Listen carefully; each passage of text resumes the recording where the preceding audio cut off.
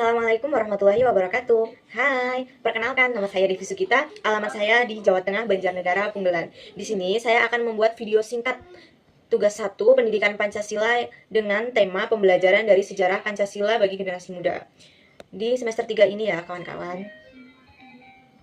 Poin pertama yang akan saya jelaskan itu ada proses lahirnya Pancasila. Dalam proses perumusan Pancasila dimulai dalam sidang pertama yaitu sidang BPUPKI pada tanggal 29 Mei sampai tanggal 1 Juni 1945. BPUPKI dibentuk pada tanggal 29 April oleh pemerintah Jepang dengan tujuan menyelidiki hal-hal penting yang diperlukan untuk persiapan kemerdekaan Indonesia. Di dalam sidang ini, beberapa anggota menyiapkan usulan mengenai dasar negara, seperti Muhammad Yamin pada tanggal 29 Mei mengungkapkan 5 sila, yaitu pri kebangsaan, pri kemanusiaan, pri ketuhanan, pri kerakyatan, dan juga pri kesejahteraan rakyat. Kemudian pada tanggal 31 Mei 1945, Suetomo juga mengusulkan 5 dasar negara, yaitu ada persatuan, kekeluargaan, keseimbangan lahir dan batin, musyawarah, dan juga keadilan rakyat. Puncak dari sidang pertama BPUPKI ini adalah pidato dari Bapak Insinyur Soekarno pada tanggal 1 Juni 1945 yang secara lisan mengemukakan calon rumusan dasar negara dan untuk pertama kalinya memperkenalkan nama Pancasila yang berarti 5 dasar.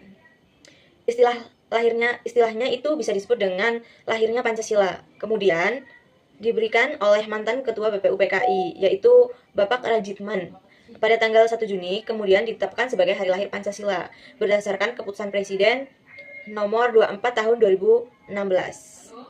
Terus juga ada poin kedua di sini, salah satu peristiwa yang terjadi dalam perumusan atau pembuatan proses lahirnya Pancasila ini ada peristiwa penting dan krusial dalam proses lahirnya Pancasila ini, yaitu penghapusan tujuan kata dalam piagam Jakarta oleh Panitia Persiapan Kemerdekaan Indonesia atau yang bisa disebut PPKI pada tanggal 18 Agustus 1945. Akhirnya dalam sidang PPKI ini pada tanggal 18 Agustus frasa kontroversial tersebut diubah menjadi ketuhanan yang Maha Esa dan rumusan Pancasila beserta pembukaan Undang-Undang Dasar 1945 secara keseluruhan disahkan.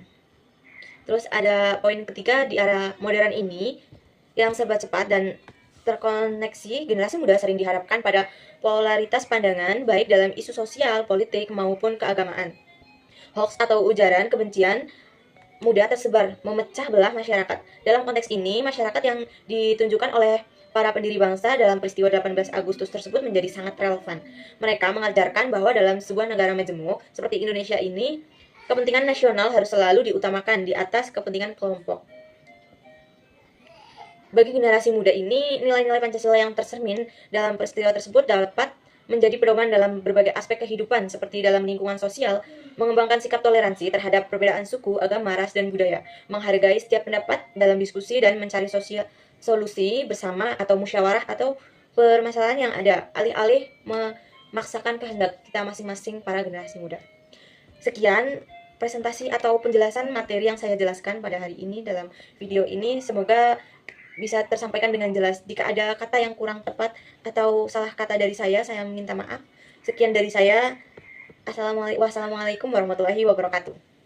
Dadah.